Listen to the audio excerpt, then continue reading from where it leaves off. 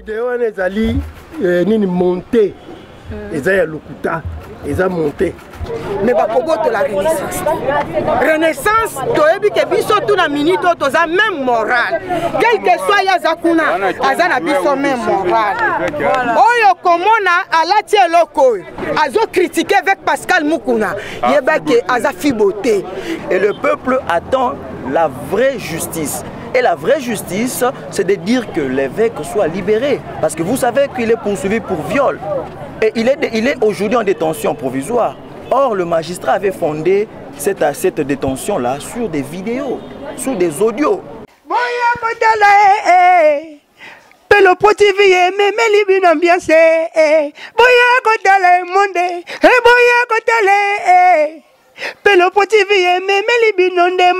Bonjour papa. Bonjour. Papa, comment on est? Comment on a Mafuta?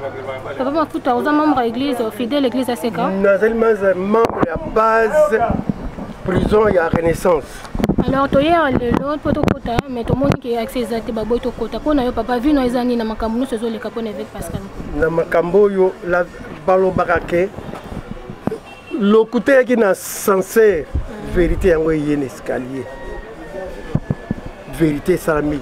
Tous les gens qui sont présents parce qu'il est innocent. Il est innocent. Alors, pour la première côté sur Tambola, on a une vidéo, nous surtout on a une vidéo ezali nini monté. Ezaya lokuta, eza monté. Et puis ba question ko seli mosala nzambe likambo. Ah yo moko yeba mokolokolia liborodo tango makwanze banda ko bimayo okozala penza pasi na vina yo. Moi mosala BBC vina yo. Alors ils ont monté, mais la fille qui même dans la voice ou le pasteur Mukuna bandé comme menacé même dans le téléphone.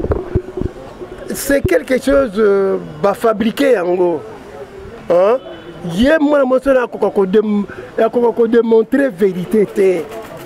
Ezali ka moko ba fabriqué en gros tout ça pour nini. Pour que au monique évêque Mukuna biso na Renaissance. To ba kimbulo to toujours en avant. Bana ko freiner ko mona papa soki bazisi biso ba joueur ba ya ko tikaye ba tika lokuta wana ba ke na vérité ya ba problème ba bana likambo ndenge za ya solo wana za lokuta c'est archi faux, ils ont menti. Likambo ya solo za paranga ba tika. Je me soulage. Excusez. S'il te plaît.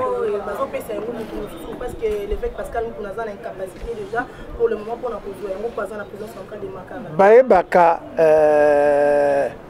et puis moi la route na acte yani. Acte de naissance. Acte de naissance veut dire statut. Kende kota na kati ya statut na biso officiellement. Ce comme ni kombo ya nana za na kati. Mukuna za membre fondateur ya nani. Ba pesa ngona mutu musu mutango ayena base. Atuni yo yakaka bo démocratie zate. Yo yakaka bo yo pe au super renaissance. To tiki yo pe yo koto vandi.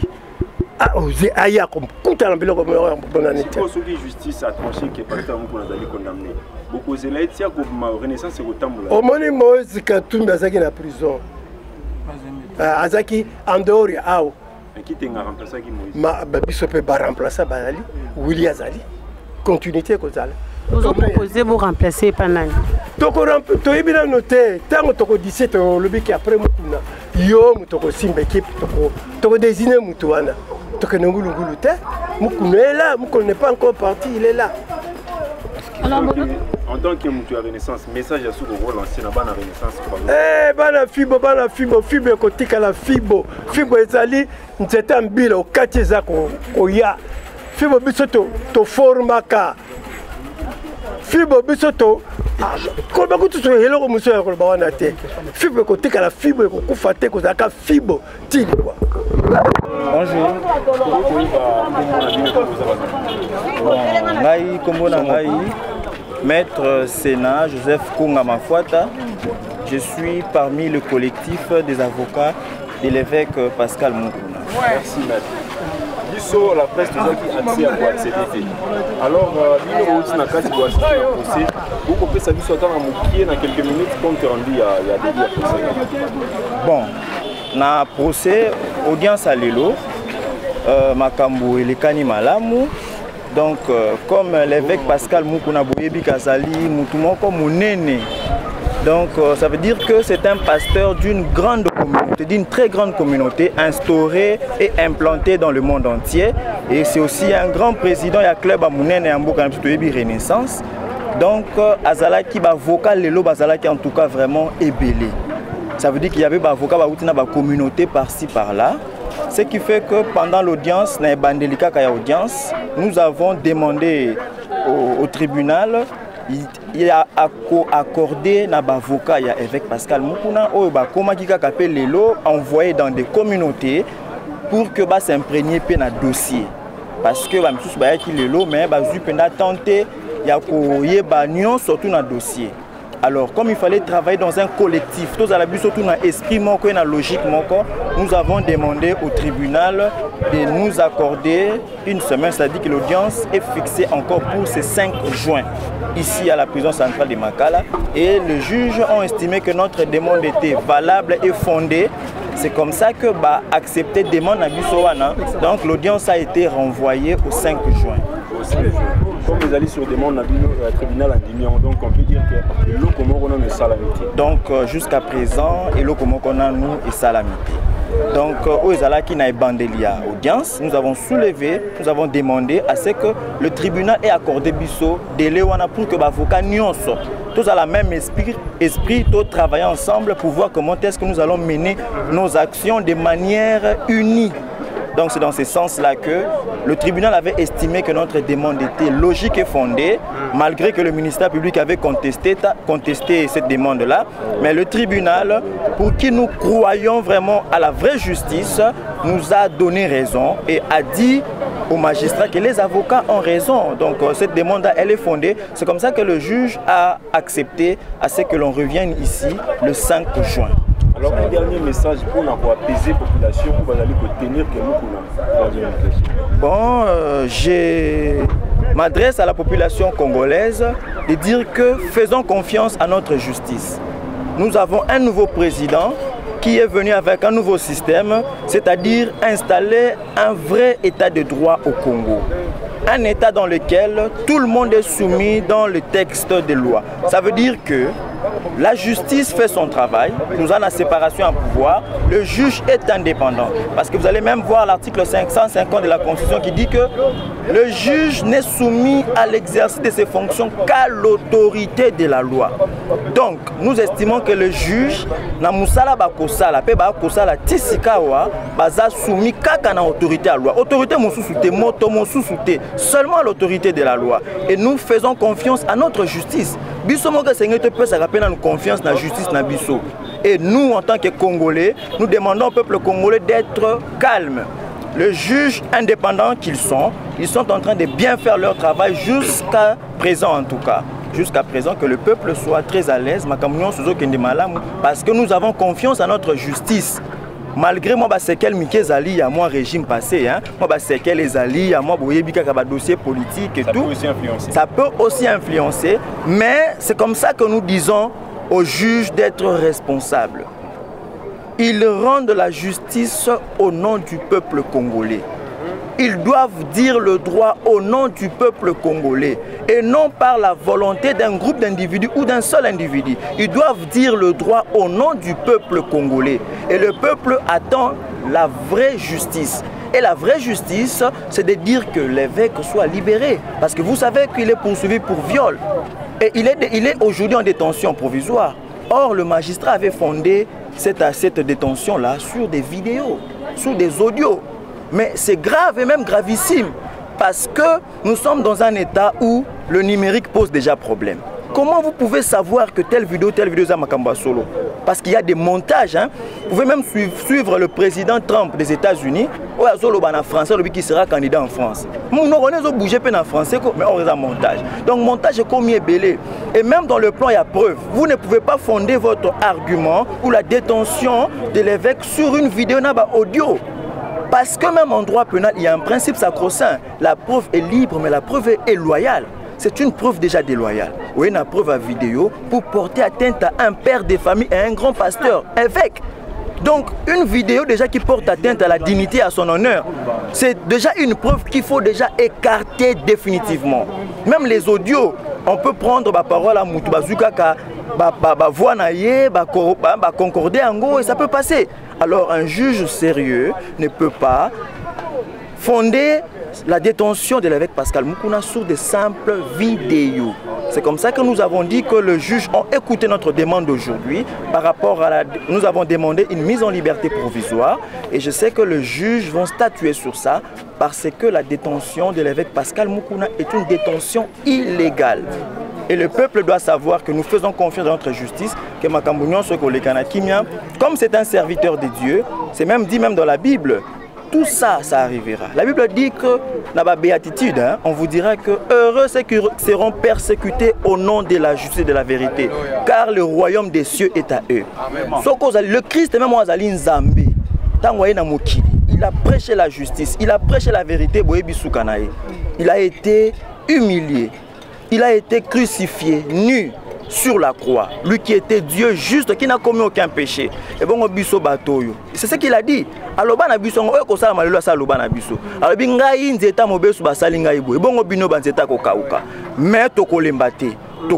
le peuple congolais kolembaté.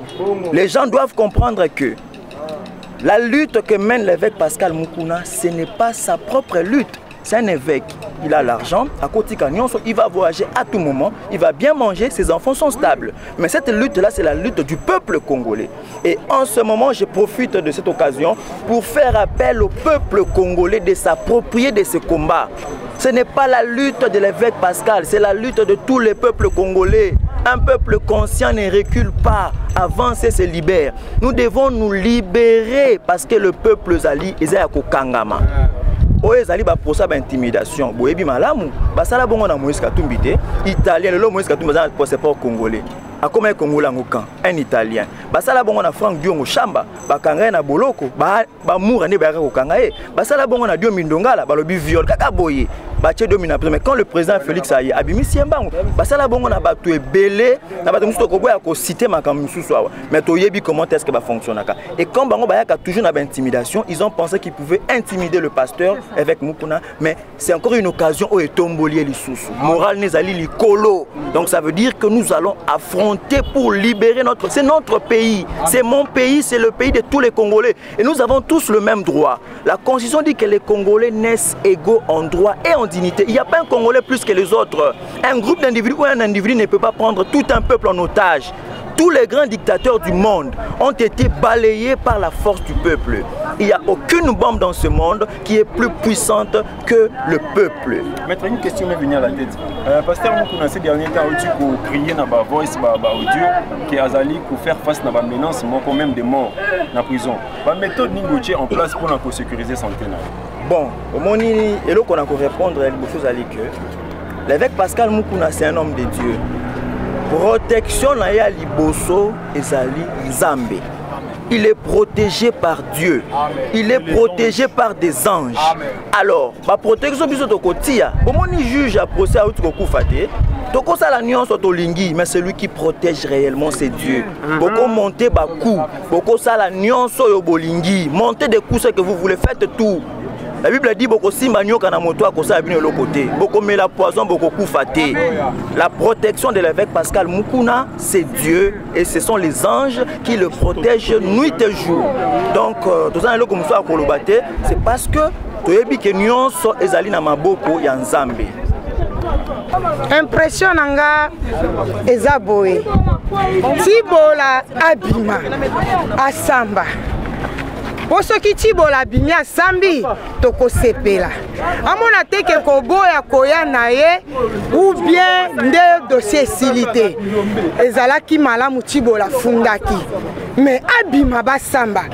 Quel que soit président nangaza na prison et pas nanga nazomona que président nangaza molongi. Nyoso na basali pour être président nanga tellement kiazaka makasi. Na équipe nae, na population oya zalaka nango. Il faut baluka façon nini bakoki kosala po ete bakofre po ete babotola ye mais bakobotola renaissance renaissance toyebi ke biso tuna minute oyo toza même moral quel que soit ye aza kuna aza na biso même moral oyo komona alati eloko oyo azocritique avec Pascal Mukuna yebake aza fibote nga na bando travailler na Mukuna depuis 2014 otoye renaissance papa moko respect soki bonyi botala bilongi ya basi oyo bazaka na renaissance mais bota bo comparer na soi-disant Tibola otali nanu age na za 50 ans mais na vandaka epa Mukuna na ozela tanto mbongo ya kosomba biloko ya bajoueur papa mo respect na mbongo avec Pascal Mukuna zanango na bandako Mukuna zanango akoyo kozwa ko s'exposer na mutuka te Tibola lobi soi-disant ki abalana kina papa Kantia toyebi ke mwasi soki babali ye ata basali mariage religieux te ba témoin bazalaka mikanda o bakomaka ya prédote pona kodote mwasi ezalaka nga par exemple si on a botina mobali na maternité bakopesa nga acte de naissance Tibola lobi boy abalama na Kantia abota na Kantia alakisa soki nazalaki juge nakokai kosenga nanu mikanda ya libala ya Tibola après naye kosenga mikanda ya mwana ya Tibola naye confronter problème pona koyeba ke eza boye yango wana mobali ava kufa azwaki mikanda apesaki na évêque Mukuna po ete aza mwasi naye abalaki justice nazo senga bino en tant que mwasi po oyo asali likambo wana aza pe mwasi lokola nga nasambelaka na aseka te na yawa po nazali sporteur ya renaissance en même temps que naza kasayenne Tibola azokisi mitema na biso ya bana basi ya Kasai toza ya kozoka mpona kozwa papa mokolo oyo aza na babokilo oyo aza na bakopo oyo aza na bana responsable na monde bayebi ki aseka ezali na maboko ya évêque Pascal Mukuna Tibola azwi Mukuna a exposé lokola mwana mobali ya 12 ans ti Yesu Kristo akoya na kotikala kolimbisa ekolo ya Tibola te pe tanto ekolo ya Tibola baluka mwana na bango a se repentir nayebi Tibola parmi bana basi oyo batamboli na frontière ata bandeko na ngai oyo bayebi nga mpe natambola na frontière nayebi Tibola bien Tibola azaki ndumba oyo azovanda na kati ya mwa ngara atie barido aoteka masanga ya lotoko babenga Tichampa azoteka aosala kindumba tiba ye kolongola ye na sakor lwendu nazoloba na obanga te soki mpe boko enleve nga mpona kotika eloko te na kufa Tibola bima samba na Pascal Mukuna alongwa na boloko atika kokima yo gourmese ya commune ya abomba epona nini bimisa Tibola samba na papa ya batu bimisa Tibola samba papa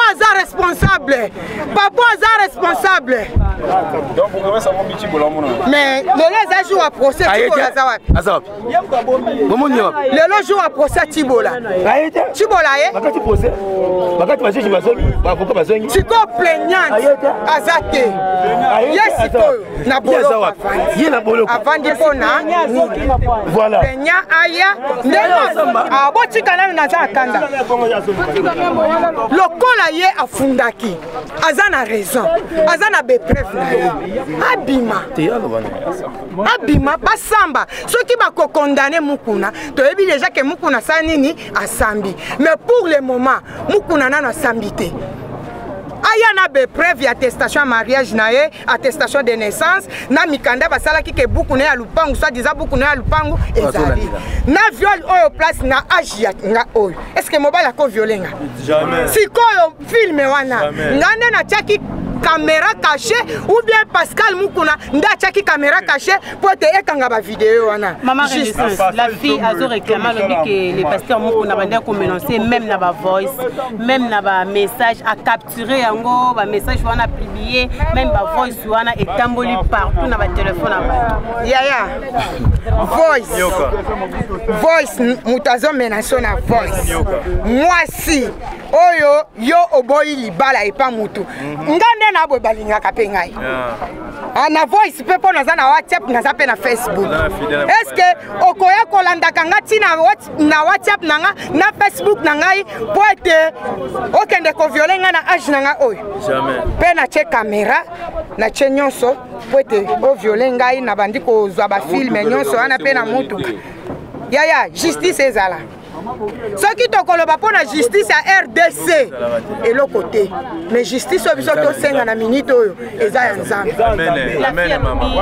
eloko wana basalaki yango na kati ya paroisse so tolandi bien mire wana ezali mire ya paroisse ya aseka nazoseka ye makasi mire ya aseka ozoka mire aseka bato baza wana aseka ekoma neti place oyo batiaka na bato ya maboma toza na moma conformément eloko wana esalemi avant oyo bino boloba te ma bafilme eza avant makambo ya barrière ekota na aseka yaya ata tiner soki okei polele na biso tozalaka toutaka so toza na réunion na biso tovandaka wana 10-20 baboutique eza boye bakabine eza boye babiloko eza boye yaya justice ya nzambe justice ya nzambe na minute oyo naoloba justice ya RDC te naoloba justice ya nzambe Chibola se repentir Chibola ta place azali a se repentir Pelo TV meme libin ambiance boya kotala monde boya kotala Pelo TV meme libin onde makambwe Pelo TV na leli oh bossa